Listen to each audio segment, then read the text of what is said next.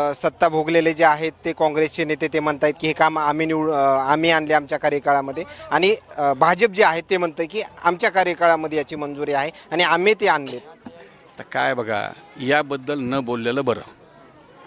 कारण आपण जे केलं ते आपण केलेलं सांगू. दुसऱ्याबद्दल सांगायचं, कोणी काय श्रेयवाद घ्यावा, आपण ते केलेलंच नाही. त्याच्यामध्ये ना आम्हाला श्रेयवाद घ्यायचा आहे, ना यांच्या वादामध्ये आम्हाला पडायचं आहे. आम्ही निवडून आल्याच्यानंतर आम्ही निश्चित आम्ही प्रभागामध्ये जे आम्ही उभे केले त्या प्रभागामध्ये विकास करू आणि तो विकास पुन्हा परभणीला जनतेला दिसेल. त्याच्यानंतर जनता आम्हाला परभणी जिल्ह्यामध्ये परभणीत पूर्ण शहरामध्ये निवडून देईल. परभणीकरांना शेवटचं आव्हान काय करणार? शेवटचं एवढंच आव्हान मी करतो जनतेला की उमेदवार निवडताना जनतेने चांगले उमेदवार निवडावेत, जे आपल्या वेळेला, कामाला, रात्रंदिवस फिरायला, आपलं जो सुख दुःखाला येणारे असे नगरसेवक या जनतेने निवडावेत, जेणेकरून या परभणी जिल्ह्याचा, तालुक्याचा, शहराचा विकास